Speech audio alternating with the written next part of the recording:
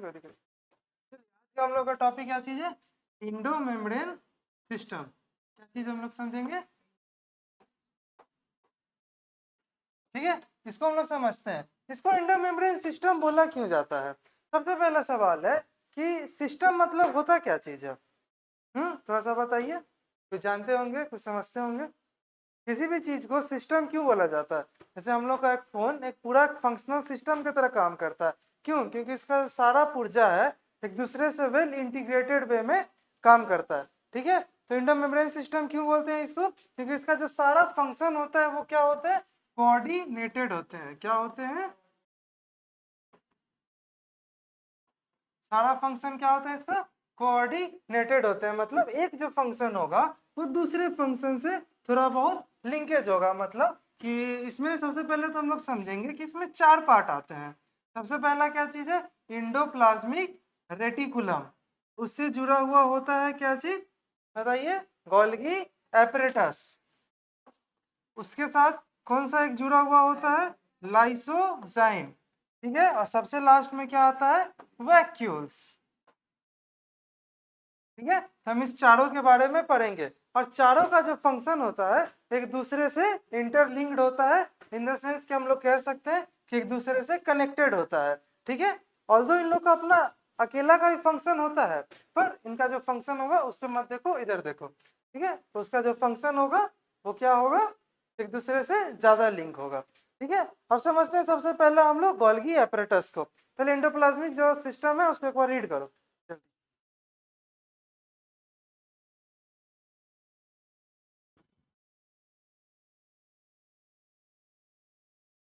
बस जहाँ सिस्टम का इंट्रोडक्शन है वहीं तक रीड करना है।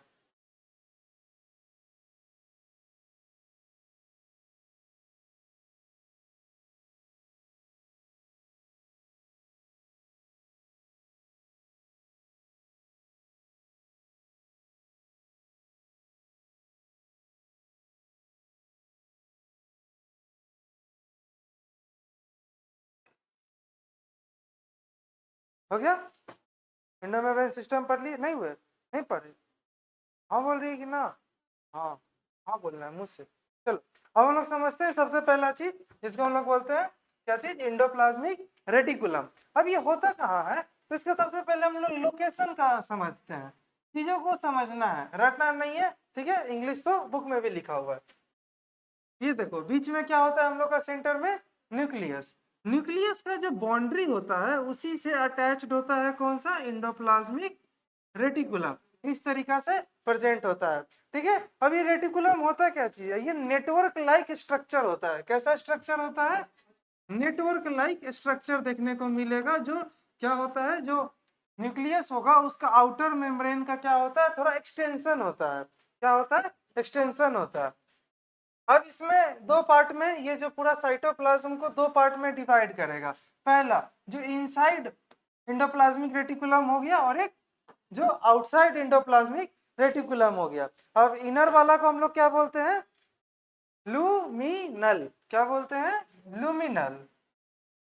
और बाहर वाला को क्या बोलेंगे? एक्स्ट्रा लूमिनल। तो जो चीज जो इसका जो इंट्रासेल्युलर स्पेस को ये दो हिस्सों में डिवाइड करता है। सॉरी, उल्टा लिख दिया क्या? My bad. ठीक है, एक्स्ट्रा। हाँ, ये बाहर वाला हो गया तो एक्स्ट्रा लूमिनल, और अंदर वाला को क्या बोलते हैं? हाँ, लूमिनल। तो ये क्या करता है? जो साइटोप्लाज्म होता है जिसको दो हिस्सों में डिवाइड करने में मदद करता है। ये पूरा ट्यूब्यूल लाइक स्ट्रक्चर होता है। ट्यूब्यूल में बताया था ना, जो ऐसे लंबा लंबा, इसको हम लोग ट्यूब्स कहते हैं। तो ये ट्यूब्स जो होता है एक दूसरे से मुड़ा हुआ होता है और बीच में भी एक दूसरे से कनेक्टेड होता है। इसको हम लोग ट्यूब लाइक सिस्टम भी कहते हैं। जो पूरे ऐसे साइटोप्लाज्म में इस तरीका से एक्सटेंशन होगा और साइटोप्लाज्म ऐसे पूरा बिखरा हुआ होगा। आपके एनसीईआरटी में लिखा हुआ स्कैटर्ड इन द साइटोप्लाज्म, मतलब कि वो साइटोप्लाज्म में क्या हुआ है? बिखरा हुआ है। अब इंडोप्लाज्मिक रेटिकुलम दो टाइप का होता है। कौन कौन सा? एक rough endoplasmic reticulum, smooth endoplasmic reticulum. ठीक है, अब रफ को रफ क्यों कहते हैं? रफ का हमेशा से एक ही मतलब होता है कि उसको छूने पे दरदरा या फिर खुरखुर फील हो। तो इसमें मतलब क्या चीज है कि इसके सरफेस के ऊपर क्या होते हैं? स्मॉल स्मॉल क्या होते हैं? राइबोसोम प्रेजेंट होते हैं। इसी कारण इसको रफ एंडोप्लाज्मिक रेटिकुलम बोला जाता है। स्मूथ के ऊपर क्या कोई राइबोसोम पाया जाएगा? नहीं नहीं, कोई भी राइबोसोम उसके सरफेस के ऊपर नहीं प्रेजेंट रहेगा। ठीक है, तब इसका राइबोसोम का फंक्शन क्या होता है? तो थोड़ा बहुत ये प्रोटीन का सिंथेसिस भी करता है, क्यों? क्योंकि उसके सरफेस के ऊपर राइबोसोम है। साथ में साथ उसका पैकिंग भी करता है और उसका सिक्रीशन भी करता है। क्या क्या करता है? उसका पैकिंग भी करेगा और लिपोप्रोटीन, ग्लाइकोजेन, ये सारे चीजों का भी वो थोड़ा सा पैकिंग करने में मदद करता है और ट्रांसपोर्टेशन में। मेन जो पैकिंग का काम होता है वो गोल्गी एपरेटस में होता है। इसमें जो न्यूक्लियस से बन के आता है, इसमें थोड़ा सा मॉडिफाई होता है, फिर उसके बाद वो गोल्गी एपरेटस में जाता है, वहां पे कंप्लीट पैकिंग होता है, फिर वो लाइसोजाइम के फॉर्म में बाहर निकल जाता है। ठीक है, दो टाइप का एंडोप्लाज्मिक रेटिकुलम हो गया, समझ में आ गया? Smooth rough endoplasmic reticulum protein synthesis भी बनाएगा और सिक्रेशन भी करता है। साथ में साथ उसका जो फंक्शन होता है वो क्या होता है? थोड़ा सा न्यूक्लियस से लिंक्ड होता है। और ये सब जो किससे होते हैं? ये एक्सटेंशन ऑफ द क्या होते हैं? आउटर जो न्यूक्लियर मेम्ब्रेन है ना, जो न्यूक्लियस होता है वो भी दो मेम्ब्रेन का होता है ना, एक इनर और एक आउटर। तो ये आउटर का क्या होता है? एक्सटेंशन होता है। ठीक है, स्मूथ एंडोप्लाज्मिक रेटिकुलम क्या करता है? वो लिपिड का सिंथेसिस करता है। क्या करता है बच्चों? लिपिड का सिंथेसिस करने में बहुत मेजर रोल प्ले करता है। ठीक है, लिपिड का वो सिंथेसिस करता है। और लिपिड से जो हम लोग के बॉडी में जो भी स्टेरॉइडल हार्मोन्स होते हैं वो किससे बने होते हैं? लिपिड के ही बने होते हैं। तो जो ये स्मूथ एंडोप्लाज्मिक रेटिकुलम है वो बॉडी का जितना भी स्टेरॉइड हार्मोन होता है उसको बनाने में मदद करता है। स्टेरॉइड हार्मोन जैसे कि टेस्टोस्टेरोन, ईस्ट्रोजेन, प्रोजेस्टेरॉन, ये सारे स्टेरॉइडल हार्मोन्स के अंदर आते हैं। उनका जो प्रिकर्सर मॉलिक्यूल होता है लिपिड, प्रिकर्सर मतलब जिससे वो बनना शुरू हुए। ठीक है, वो क्या होते हैं? स्टेरॉइडल मॉलिक्यूल का फॉर्मेशन में मदद करता है। अब इसको जल्दी से रीड करिए, पूरा एंडोप्लाज्मिक रेटिकुलम तेजी में रीड कीजिएगा।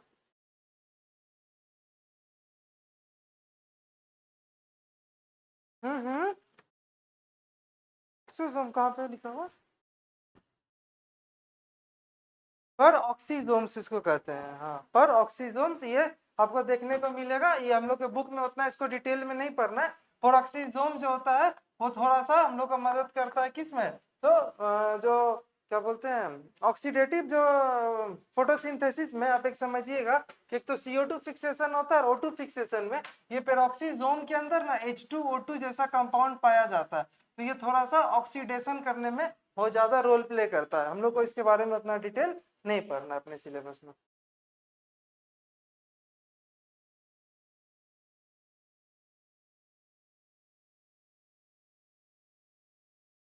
हो गया?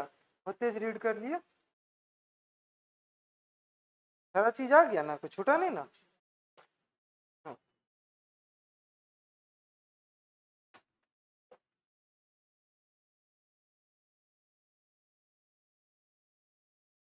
हो गया तुम्हारा?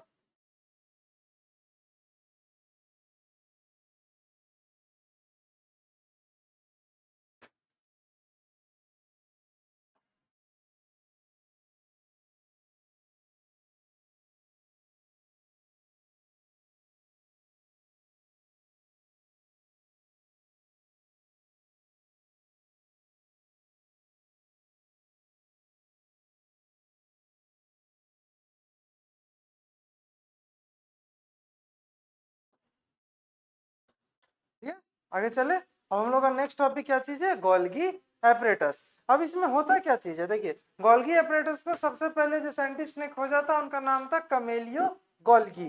ठीक है, कब खोजा था? ईयर बताओ। 1898 में उन्होंने सबसे पहले इसको खोजा। और चूंकि यही खोजे थे तो इनके नाम पे नाम दे दिया गया है गोल्गी एपरेटस। ठीक है, आप समझते हैं गोल्गी एपरेटस का काम क्या होता है? ये असल में देखा जाए तो ये बहुत फ्लैट लाइक स्ट्रक्चर होता है। मतलब कोई चीज ऐसे उठा हुआ होता है तो उसको हम लोग अपराइजेस कहते हैं, और ये पूरा फ्लैट लाइक स्ट्रक्चर होता है। ठीक है, और ये बनता किससे है? तो इसमें बहुत सारा डिस्क लाइक, ऐसे देख रहे हैं कि डिस्क लाइक स्ट्रक्चर, थोड़ा थोड़ा ये बहुत सारे डिस्क लाइक स्ट्रक्चर जो होते हैं उससे कंपाइल करके ये चीजें बनती है। अब सारे जो होते हैं एक दूसरे के साथ स्टैक किए हुए होते हैं। कैसे प्रेजेंट होते हैं? स्टैक करके प्रेजेंट होते हैं with each other and number of sister नहीं आर प्रेजेंट, जिसके कारण बहुत सारे जैसे आपको टर्निंग दिख रहे हैं, जो क्रीचेस दिख रहे हैं, उसको हम लोग सिस्टर नहीं बोलते हैं। ठीक है, क्या बोलते हैं?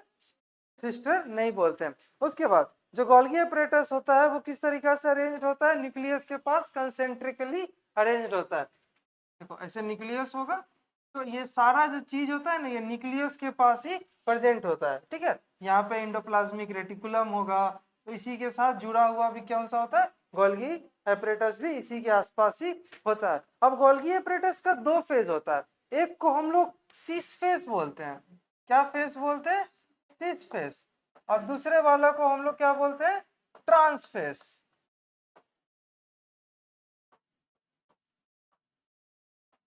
ठीक है, एक को हम लोग सिस फेज बोलते हैं, दूसरे वालों को हम लोग क्या बोलते हैं, ट्रांसफेज बोलते हैं। और ये सिस और ट्रांसफेज जो होते हैं वो एक दूसरे से कनेक्टेड होते हैं।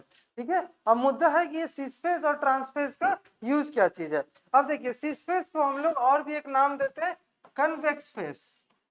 क्या बोलते हैं, हाँ कॉन्वेक्स फेज। और जबकि ट्रांसफेज को हम लोग क्या बोलते हैं, कॉनकेव। ठीक है, इसको फेस बोलते। देखो कॉनकेव कॉन्वेक्स में तुम लेंस जब पढ़ोगे ना तो तुमको शेप बताया जाएगा, तो उसका शेप देखने में ना ऊपर से इस टाइप का होता है। सिस फेस को हम लोग फॉर्मिंग फेस भी बोलते हैं। इसमें होता क्या चीज है, जो भी सबस्टांस रिलीज होता है ना ये उसको कैप्चर करता है, फिर ट्रांस फेस से उसको पूरा अच्छे से कवर करके एक गोला टाइप का आकार बना के फिर उसको ट्रांस फेस से रिलीज कर देता है। ठीक है, क्या करता है, सिस फेस को हम लोग फॉर्मिंग फेस बोलते हैं, ट्रांस फेस को हम लोग मैच्योरिंग फेस बोलते हैं। ठीक है, दोनों जो होता है एक दूसरे से बहुत इंटरकनेक्टेड होता है। अब इसका मेन फंक्शन क्या था कि सिस फेज में किसी चीज को पकड़ा, उसको अच्छा से बनाया और फिर ट्रांस फेज से उसको रिलीज कर दिया। इसका मतलब क्या है कि जो भी प्रोटीन बना होगा, जो एंजाइम बना होगा, वो सबको पैकिंग करने में मदद करता है। किसमें रोल प्ले करता है गोल्गी एपरेटस, पैकिंग करने में। ठीक है, किसमें मदद करता है, पैकिंग करने में। कैसे, नाश्ता के लिए सारा सामान मिल गया, उसको एक डिब्बा में डाल के ऊपर से कवर लगा के सील कर दिए, वही ये काम करता है, पैकिंग ऑफ द जो भी सिक्रीशन होता है उसको ये पैकिंग करने में मदद करेगा। और फिर जो भी उसका टारगेट होगा, जहां उसको भेजना है वहां उसको क्या करेगा, सेंड कर देगा। ठीक है, जो भी उसका इंट्रासेलुलर टारगेट होगा उसको वो सेंड कर देगा। ठीक है, जिस चीज में पैक करता है उसको हम लोग वेसाइकल्स कहते हैं। ठीक है, मानो कि ये जो बॉल में पैक किया उस पार्ट को हम लोग क्या बोलते हैं, वेसाइकल, VESICLE। ठीक है, उसको हम लोग क्या बोलते हैं, वेसाइकल। तो सिस फेज में सब्सटेंस रिसीव हुआ, ठीक है, बीच में प्रोसेसिंग हुआ और ट्रांसफेज से क्या हो जाएगा, रिलीज हो जाएगा। ठीक है, इसीलिए इसको बोला जाता है कि देखिए जो ये जो था एंडोप्लाज्मिक रेटिकुलम, ये प्रोटीन बना रहा था, स्मूथ एंडोप्लाज्मिक लिपिड्स बना रहा था। तो हम लोग का जो भी मोस्टली इंजाइम्स होते हैं वो क्या होते हैं, प्रोटीन ही होते हैं। तो सब क्या होगा, एंडोप्लाज्मिक रेटिकुलम को ये देगा, वो पैक करके सेल में डिस्ट्रीब्यूट कर देगा। ठीक है, तो इस दोनों का फंक्शन एक दूसरे से लिंक हुआ। इसीलिए इसको क्या बोला जाता है, ये भी इंडोमेम्ब्रेन का सिस्टम का पार्ट होता है। जल्दी से इसको रीड कर लो।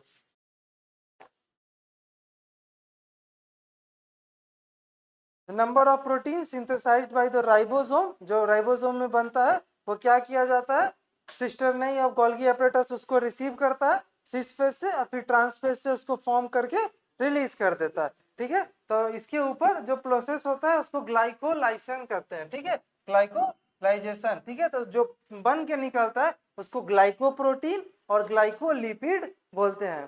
ठीक है, बहुत इंपॉर्टेंट वर्ड हो जाता है। ग्लाइकोप्रोटीन और ग्लाइकोलिपिड कहाँ फॉर्म होते हैं, इसमें गोल्गी एपरेटस में। कहाँ फॉर्म होते हैं, गोल्गी एपरेटस में। चलो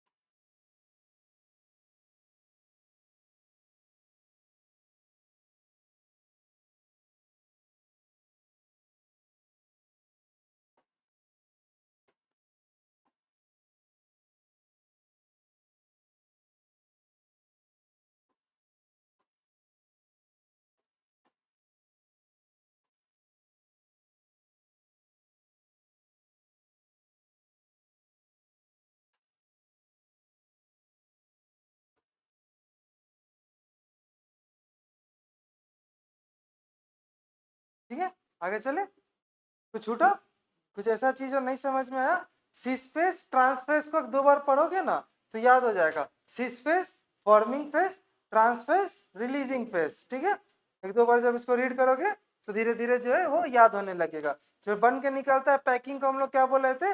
वेसाइकल्स। किसके अंदर पैक होकर निकल रहा था? वेसाइकल्स। ठीक है, अब समझते हैं कि जो वेसाइकल्स जो था वो फॉर्म किया होगा, तो वेसाइकल्स जो फॉर्म किया वो वेसाइकल्स तो ऐसे पूरा पैकिंग था, उसके ऊपर क्या चढ़ जाता है? एक मेम्ब्रेन का स्ट्रक्चर चढ़ जाता है। उसी मेम्ब्रेन के स्ट्रक्चर को हम लोग क्या बोलते हैं? लाइसोसोम्स। उसी मेम्ब्रेन लाइक स्ट्रक्चर को हम लोग क्या बोलते हैं? लाइसोसोम्स। अब इसका काम क्या होता है? इसका एक बहुत प्यारा सा नाम है, suicide bag of the cell. अब इसको सुसाइड बैग क्यों बोला जाता है? बड़ा मुद्दा ये है, ये ऐसा क्या कर रहा है? ये सुसाइड कर ले रहा है, नस काट ले रहा है, क्या कर रहा है? ये करता क्या चीज है? जैसे ही उस सेल का पीएच जो लो हो जाएगा ना, तो ये अपना मेम्ब्रेन इसका जो होता है वो टूट जाएगा और अंदर का सारा जो मटेरियल होगा वो बाहर निकल जाएगा। अब इसके अंदर कैसा मटेरियल था? इंजाइम प्रेजेंट था। ठीक है, सारा इंजाइम प्रेजेंट था, जैसे प्रोटीएज हो गया। तो जिस भी इंजाइम के बाद एज लग जाए ना, मतलब समझो कि वो डिस्ट्रॉइंग इंजाइम है, वो किसी ना किसी चीज को तोड़ेगा। अगर प्रोटीएज लगा हुआ मतलब प्रोटीन को तोड़ेगा, अगर न्यूक्लियोराइबोएज रहेगा मतलब वो जाके आरएनए को तोड़ेगा। ठीक है, तो इसका काम क्या होता है? इसमें बहुत सारा इंजाइम भरा हुआ होता है, और जैसे ही पीएच लो हो गया, ये सारा चीज जो होगा वो बाहर निकल जाएगा। और बाहर निकलने के बाद जो सेल के अंदर जितना सब्सटेंस होगा वो सबको क्या कर देगा? खा पचा जाएगा। खा पचा गया तो कुछ बचा नहीं, बचा तो क्या हो जाएगा? सेल अल्टीमेटली मर जाएगा। मर जाएगा, इसलिए इसको क्या बोला जाता है? सुसाइड बैग्स बोला जाता है। ठीक है, कैसे फॉर्म होता है? तो ये मेम्ब्रेन लाइक स्ट्रक्चर इसके ऊपर वेसिकल्स के ऊपर चढ़ जाता है, तो उसको हम लोग क्या बोलते हैं? लाइसोसोम्स। ठीक है, क्या बोलते हैं? लाइसोसोम्स। इसके अंदर क्या पाया जाता है? सारे एंजाइम्स पाए जाते हैं, जैसे लिपेज, प्रोटीएज, कार्बोहाइड्रेट्स। और ये किस में एक्टिवेट होता है? लो पीएच में। कब एक्टिवेट होगा? लो पीएच में। जैसे ही इसको लो पीएच मिलेगा, लो पीएच का मतलब क्या होता है? कि एसिडिक इन्वायरमेंट। कैसा इन्वायरमेंट मिलना चाहिए? Acidic environment. हाई पीएच मतलब क्या होता है? बेसिक। लो पीएच मतलब एसिडिक इन्वायरमेंट। तो एसिडिक इन्वायरमेंट मिलेगा तो क्या हो जाएगा? ये ब्रस्ट कर जाएगा। ब्रस्ट कर जाएगा तो क्या होगा? सेल को ले निपटेगा। ठीक है, एक लाइन है जो इस एनसीईआरटी में नहीं लिखा हुआ है कि न्यूली फॉर्म राइबोसोम को प्राइमरी लाइसोसोम बोला जाता है। सॉरी, न्यूली फॉर्म लाइसोसोम को प्राइमरी लाइसोसोम या फिर 1 डिग्री लाइसोसोम बोला जाता है।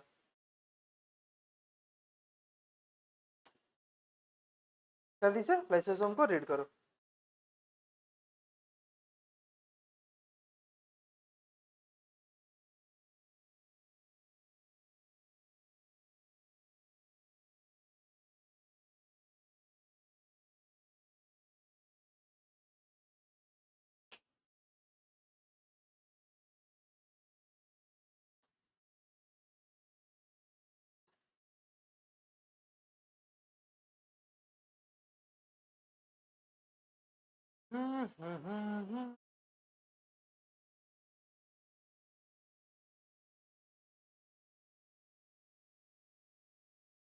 मिटा दो इसको, क्या के चलो? चलो, कोई दिक्कत? कोई ऐसा चीज जो नहीं समझ में आओ नॉर्मल भाषा में? देखो, मेरा आदत नहीं है कि हम ऐसे नोट्स लिखवाएं, पर जितना बुक में लिखा हुआ है सारा चीज बता रहे हैं। नोट्स तुम लोग को लिया उनसे? मिल गया? प्रिंटेड? प्रिंट करवा लिया? दिखाओ। पीडीएफ मिल गया? दिखाना एक बार। कैसा एडिट? उसको तुम लोग प्रिंट करा लेना, एक बार पढ़ना, है ना? क्योंकि अब हम लिखवाएंगे, फिर पढ़ेगा कब? फिर पढ़ेगा नहीं तो सिलेबस कब खत्म होगा? अगला मार्च में।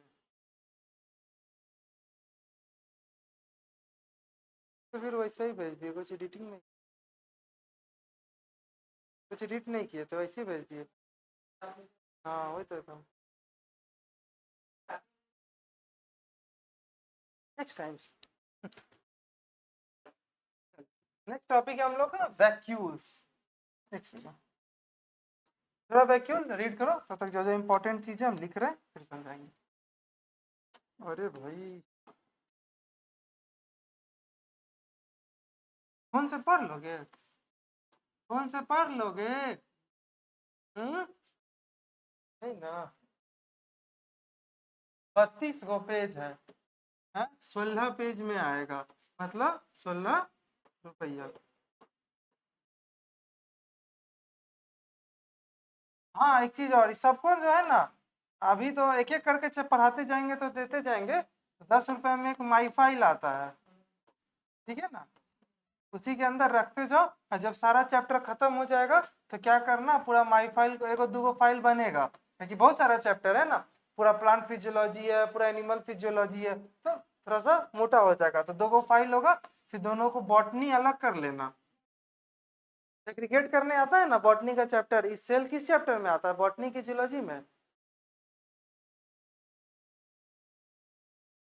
छोड़ो भाई, ना ना, एक ही सब एक है, कुछ अलग नहीं है, बायोलॉजी है ना, है जी। हाँ, बॉटनी के अंदर आता है सेल और सेल डिवीजन।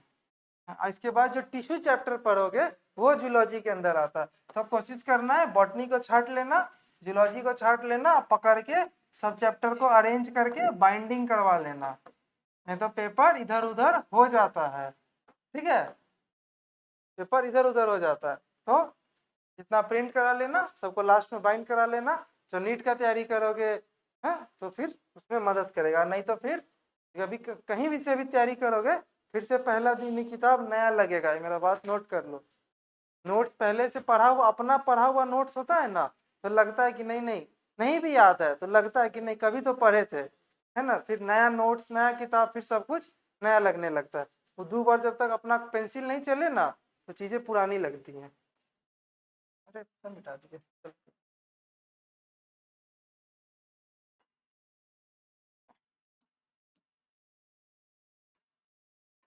ठीक है, नेक्स्ट टॉपिक क्या है हम लोग का, वैक्यूल्स, ठीक है, क्या चीज है, वैक्यूल्स। अब वैक्यूल्स होता क्या चीज है, एक रीड करो तुम लोग तब तक।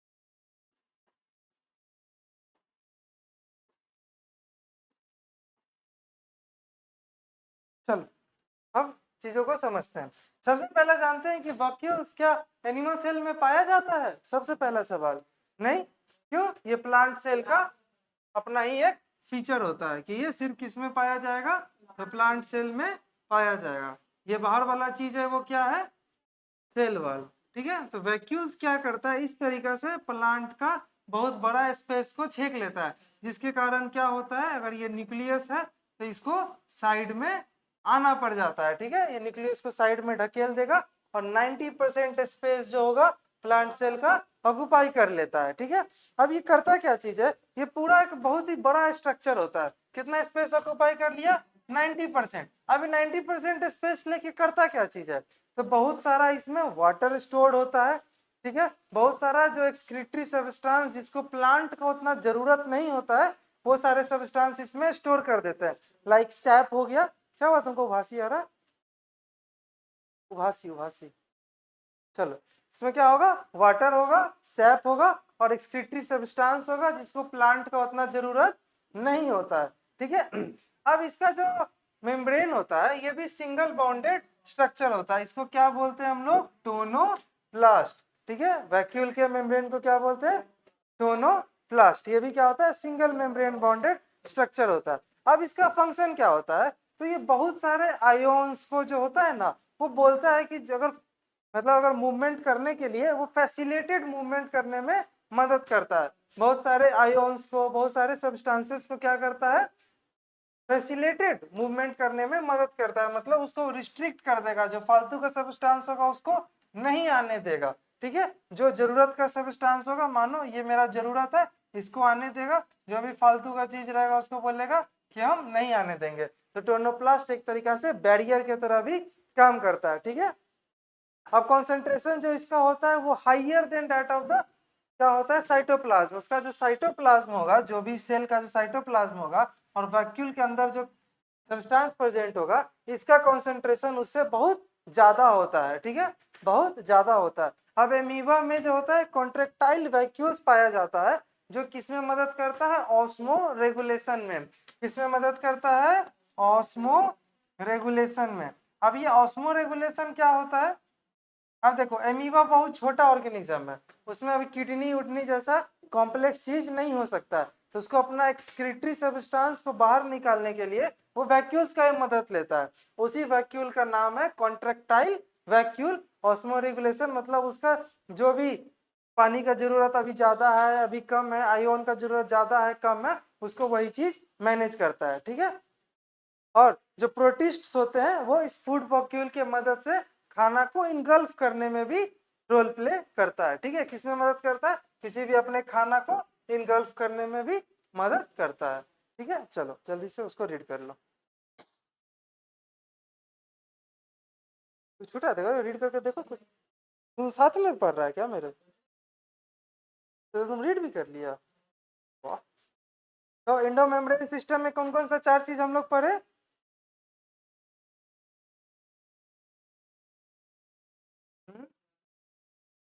शुरू से सीक्वेंस में बताना, अलग अलग नहीं। हम्म हम्म हाँ तो चलो एंडोप्लाज्मिक रेटिकुलम में आ गया ना, सेकंड क्या था, थर्ड क्या था, फोर्थ वैक्यूल्स। ठीक है, ये चारों किस में आ जाता है, इंडो मेम्ब्रेन सिस्टम के अंदर आ जाता है। ठीक है, अब जो हम लोग नेक्स्ट पढ़ने जा रहे हैं उसका नाम क्या चीज है, तुम लोग उस दिन पढ़ाए थे माइटोकॉन्ड्रिया, भूल गया, नहीं पढ़ाए थे, थोड़ा सा एक बार रीड करके देखो तो।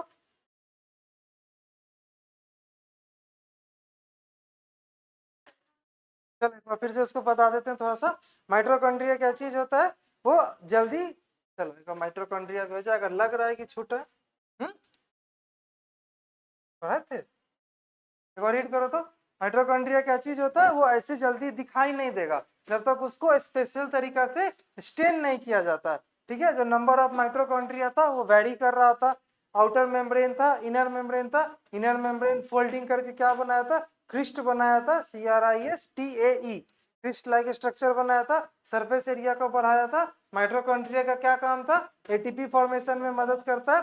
कैसे एटीपी फॉर्मेशन में मदद करता है, उसके पास इसके इनर मेम्ब्रेन में इलेक्ट्रॉन ट्रांसपोर्ट सिस्टम पाया जाता है। क्या पाया जाता है, electron transport system. Electron transport system है जो फिफ्थ कॉम्प्लेक्स होता है, उसका एक ही काम होता है कि उसके पास इस तरीका का उसका स्ट्रक्चर बोलते हैं हम लोग। जब हम लोग रिस्पायरेशन पढ़ेंगे इसको पढ़ेंगे, इस पार्ट को हम लोग F0 बोलते हैं, सॉरी सॉरी इसको F0 बोलते हैं, इसको F1 बोलते हैं, और इसके थ्रू एनर्जी से H+ बाहर निकलता है। ठीक है, और एटीपीएज इंजाइम प्रेजेंट होता है। क्या इंजाइम प्रेजेंट होता है, एटीपीएज, इसके थ्रू क्या बनता है, एडीपी से एटीपी का फॉर्मेशन होता है। किसका फॉर्मेशन होता है, तो एटीपी फॉर्मेशन होता है। हम बताए थे कि बॉडी में जो भी एनर्जी करेंसी होगा वो क्या होगा, एटीपी होगा, है ना। बॉडी का एनर्जी करेंसी क्या होता है, एटीपी होता है। तो यही एनर्जी के कारण क्या होगा, इसलिए इसको power house of the cell बोला जाता है। क्यों, क्योंकि ये एनर्जी बना रहा है, तो जो भी चीज एनर्जी बनाएगा उसको हम लोग पावर हाउस बोलेंगे। ठीक है, चलो देखो जल्दी से रीड कर लो, चीजें याद आ जाएंगी फिर से। अंदर वाले पूरे कंपार्टमेंट को हम लोग मैट्रिक्स बोलते हैं।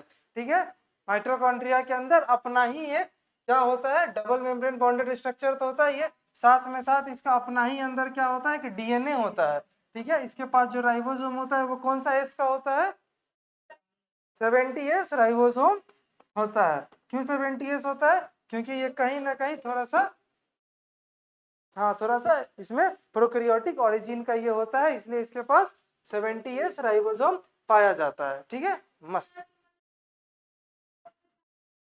हाँ तुम लोग को प्रोकैरियोटिक पढ़ाए थे तो नहीं बताया था कि प्रोकैरियोटिक का अपना ही फीचर होता है कि उसके पास सिर्फ 70S होगा। यूकैरियोटिक में 70S + 80S मिलता है। क्यों, क्योंकि 70S माइटोकॉन्ड्रिया के अंदर मिलेगा, क्लोरोप्लास्ट के अंदर मिलेगा, इस सब जगह तुमको 70S राइबोसोम देखने को मिलेगा। ठीक है, देख लो माइटोकॉन्ड्रिया, फिर हम लोग आगे चलेंगे प्लास्टिड्स पे।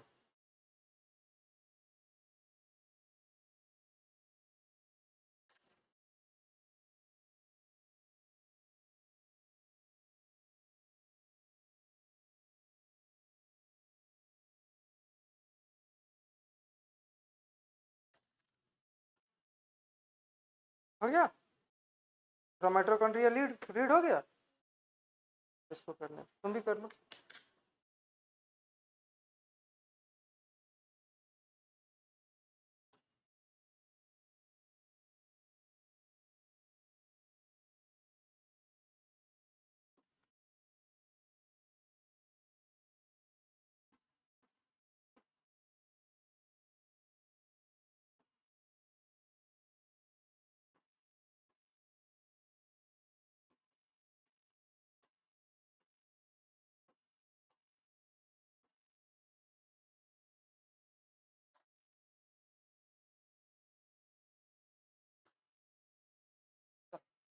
हम लोग क्या चीज पढ़ेंगे?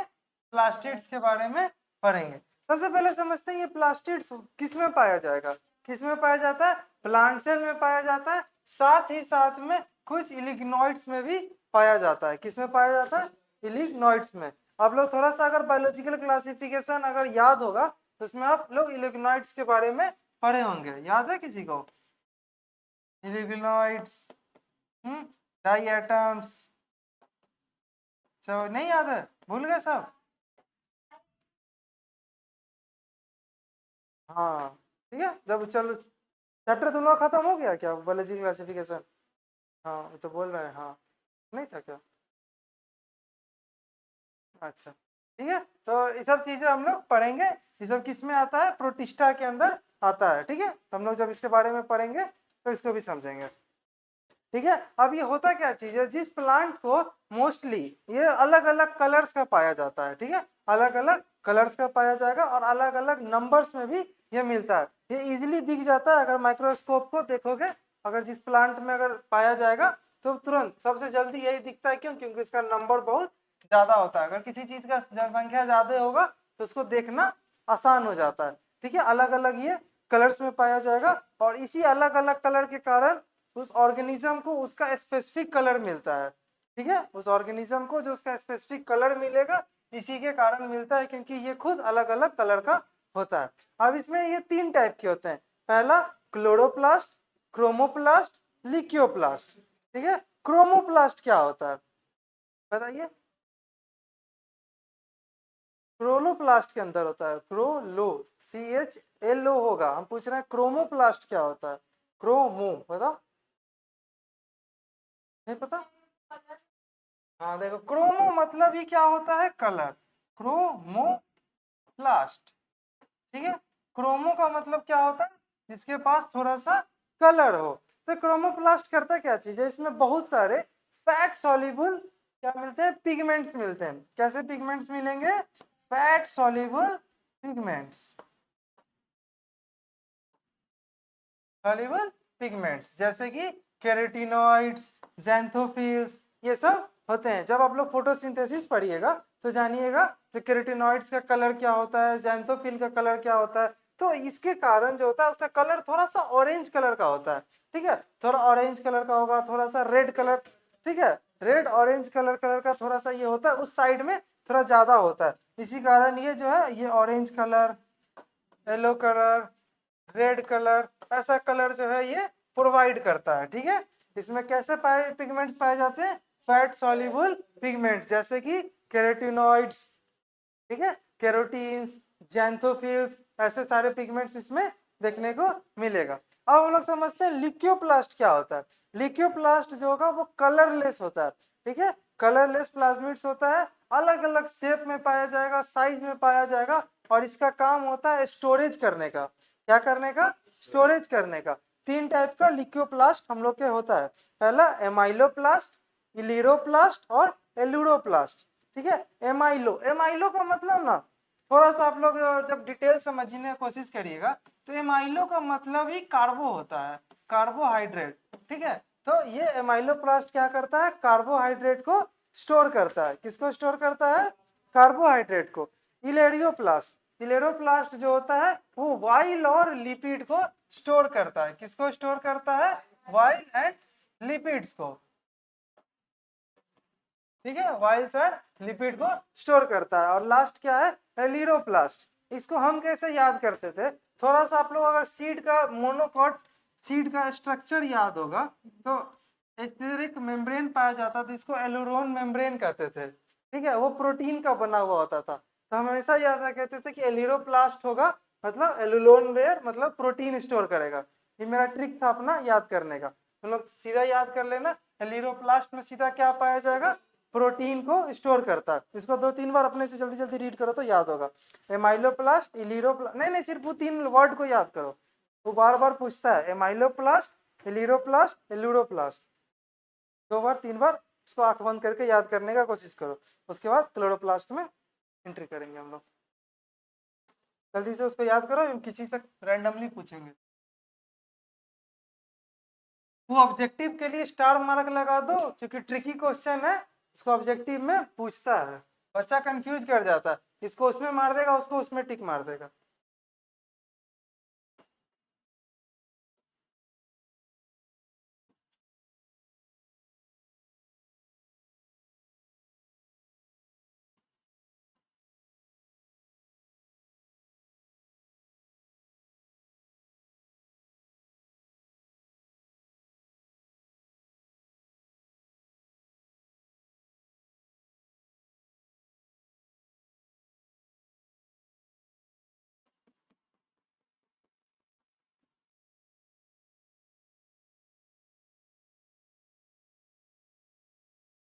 हो गया, याद हो गया। बताओ फैट किस में स्टोर होता है, fat and oils, lipids and oil, elaioplast. हाँ, तुम बताओ एमाइलोप्लास्ट क्या स्टोर करता है, तो पीछे वाला बोल दिया, और एलिरोप्लास्ट। चल ठीक है, अब हम लोग समझते हैं क्लोरोप्लास्ट के बारे में। किसके बारे में, नाम क्या नहीं है,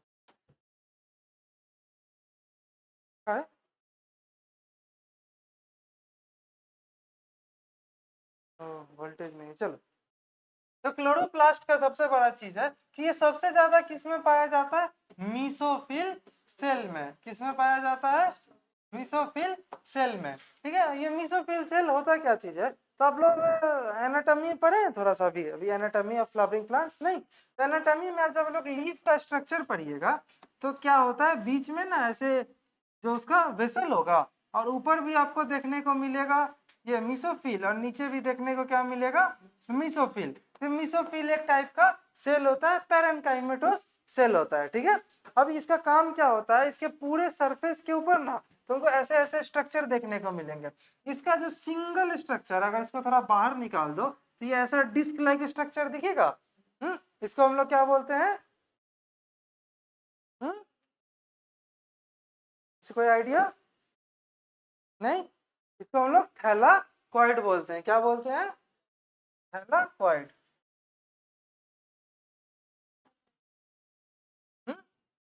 हाँ, क्या बोलते हैं, थैलाकॉइड। अब ये जो मीसोफिल सेल होते हैं ये अलग अलग शेप के हो सकते हैं, कोई लेंस शेप का हो सकता है, ओवल शेप का हो सकता है, डिस्क शेप का हो सकता है, नहीं नहीं होगा तो रिबन शेप का हो सकता है, वो किसी भी शेप का हो सकता है। उसका लेंथ क्या होगा, 5 से 10 माइक्रोमीटर, और विड्थ क्या होगा, 2 से 4 म्यू एम। क्या बोलते हैं इसको हम लोग, म्यू एम, ठीक है। अब आगे चलते हैं। अब ये जो होता है, जो ये मीसोफिल का नंबर होता है, ये सेल टू सेल वेरी करता है, ठीक है। किसी सेल में 1 भी हो सकता है, किसी में अप टू 20 भी हो सकता है, ठीक है। ये बहुत ज्यादा वेरी करता है, किसी सेल में 1 भी हो सकता है, एक सेल का एग्जांपल है क्लाइम्डोमोनास, और किसी किसी में 20 भी हो सकता है, ठीक है। अब हम लोग समझते हैं कि क्लोरोप्लास्ट होता क्या चीज है। तो ये सिंगल जो स्ट्रक्चर होगा इसको हम लोग क्या बोलते हैं, थैलाकॉइड बोलते हैं। और ये जो पूरा एक दूसरे के ऊपर ये डिस्क जैसा जो स्टैक कर गया है, इस पूरा को हम लोग क्या बोलते हैं, बताओ। ग्राना बोलते हैं। क्या बोलते हैं, ग्राना, GRANA, ठीक है। ये जो पूरा फ्यूलिड है इसके आसपास उसको स्ट्रोमा बोलते हैं। क्या बोलते हैं, स्ट्रोमा। और ये बीच में जो ब्रिज जैसा देख रहे हैं इसको स्ट्रोमा लेमेल्ले बोलते हैं। क्या बोलते हैं, स्ट्रोमा लेमेल्ले इसको बोलते हैं, ठीक है। इसका स्ट्रक्चर को समझे, क्लोरोप्लास्ट क्या है, डबल मेम्ब्रेन स्ट्रक्चर है, समझे। देखो क्या है क्लोरोप्लास्ट, डबल मेम्ब्रेन स्ट्रक्चर है, इसके पूरा अंदर के सब्सटेंस को हम लोग क्या बोलेंगे, स्ट्रोमा बोलेंगे। जो बीच में जो ब्रिज है उसको स्ट्रोमा लेमेल्लेई बोलेंगे। ये पूरा जो एक डिस्क लाइक स्ट्रक्चर है इसको क्या बोलेंगे, थैलाकॉइड बोलेंगे। और डिस्क एक दूसरे से ऊपर स्टैक रहेगा तो इसको क्या बोलेंगे, ग्राना बोलेंगे। अब एक चीज तुम लोग को समझाते हैं, आगे बताना था पर हम अभी बता रहे हैं। देखो ये जो थैलाकॉइड होगा इसके सरफेस के ऊपर ना, इसके सरफेस के ऊपर इलेक्ट्रॉन का ट्रांसपोर्ट का चेन होता है और इसमें बहुत खतरनाक टाइप से क्या होता है, ऐसे अरेंज होगा सारे पिगमेंट्स, ठीक है, जो सनलाइट को क्या करता है, एब्जॉर्ब करने में, मतलब सनलाइट का एक स्पेसिफिक वेवलेंथ को ये क्या करता है, एब्जॉर्ब करने में मदद करता है, ठीक है। ये सारा जो एक रिएक्शन सेंटर बनाता है, क्या बनाता है, सेंटर। यहाँ पे क्या होगा, सारा एंजाइम जो भी किसी क्लोरोफिल ए, क्लोरोफिल बी, सुने ना, क्लोरोफिल इंपॉर्टेंट होता है फोटोसिंथेसिस के लिए। तो क्यों इंपॉर्टेंट होता है, ये उस एनर्जी को पकड़ के एब्जॉर्ब करेगा और यहाँ पे इलेक्ट्रॉन का एक्साइटेशन आपको जब फोटोसिंथेसिस होगा तो बताएंगे, बता रहे हैं कि बस थैलाकॉइड का क्या यूज है, जब उस टाइम बताया तो थोड़ा सा याद होना चाहिए, ठीक है। थैलाकॉइड कैसे होते हैं, स्टैक किए रहते हैं एकदम पाइल लाइक, उसको हम लोग क्या बोलते हैं, एक पूरा को हम लोग क्या बोल देंगे, ग्राना, सिंगुलर उसको हम लोग ग्रानम बोलते हैं, ठीक है। फ्लैट मेम्ब्रेन लाइक स्ट्रक्चर उसको हम लोग स्ट्रोमा लिमेल्लेई बोलेंगे। ये फ्लैट मेम्ब्रेन लाइक स्ट्रक्चर जो दो थैलाकॉइड को कनेक्ट करेगा क्या बोलेंगे, स्ट्रोमा लेमेल्लेई बोलेंगे, ठीक है। वो पूरा इसको कनेक्ट करने में मदद करता है, ठीक है। अब ये जो थैलाकॉइड होगा इसके अंदर का जो स्पेस होता है ना, इसको हम लोग ल्यूमेन बोलते हैं, क्या बोलते हैं, ल्यूमेन। अब जो थोड़ा सा पता होगा कि जो प्लांट है वो क्या करता है, H2O में से ऑक्सीजन को रिलीज करता है, ठीक है। वो जो O2 होता है वो इधर ही स्टोर होता है, फिर बाद में वो रिलीज होता है, कहाँ पे, ल्यूमेन में, ठीक है। फिर हम लोग स्ट्रोमा समझ लिए, उसमें सारा एंजाइम प्रेजेंट होगा, ठीक है। स्ट्रोमा में ही तुम्हारा इसका जो अपना डीएनए होगा, राइबोसोम होगा, बाकी जितना भी चीज होगा ये जो उसका फ्लूइड है उसमें प्रेजेंट रहता है, ठीक है। क्लोरोफिल पिगमेंट कहाँ प्रेजेंट था, थैलाकॉइड में, ठीक है। कहाँ पिगमेंट प्रेजेंट था, थैलाकॉइड में। पिगमेंट इसके सरफेस के पास प्रेजेंट होता है। बीच के स्ट्रक्चर को, खाली स्पेस को क्या बोलते हैं, ल्यूमेन। अब उसको 2 बार रीड करो पूरा को, क्योंकि सबसे बड़ा टॉपिक है, है ना बड़ा, तो जल्दी से 2 बार रीड करो तो फिर लो हो गया।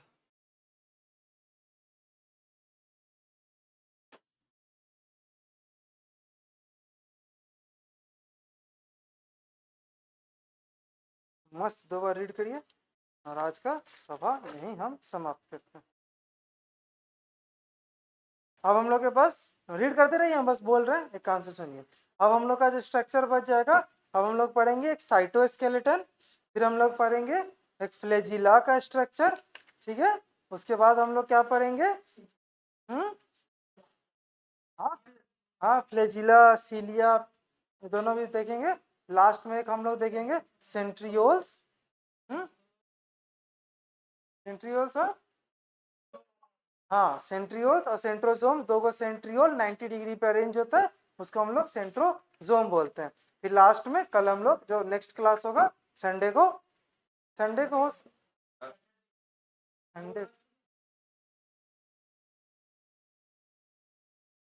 हम लोग का TTS है, TS में फ्राइडे, हाँ तो जिसका है तो सैटरडे को है ना तुम लोग का, ठीक है। तो सैटरडे को जो होगा ये चैप्टर खत्म हो जाएगा। अरे नहीं नहीं एक्स्ट्रा नहीं पढ़ाना है ना, सैटरडे तक एक सप्ताह में 3 क्लास, हाँ नहीं नहीं तो मोर देन इनफ है तुम लोग का सिलेबस करने के लिए। चैप्टर कितना दिन में खत्म हुआ, हम लोग पढ़ना कब स्टार्ट किए थे, मतलब कितना क्लास हुआ होगा, हाथ से जोड़ो। आज तीसरा है कि चौथा है, हाँ तो तीसरा में, चौथा क्लास में सेल खत्म, फिर 2-3 क्लास में सेल डिवीजन खत्म, उसके बाद तुम लोग को जो सब,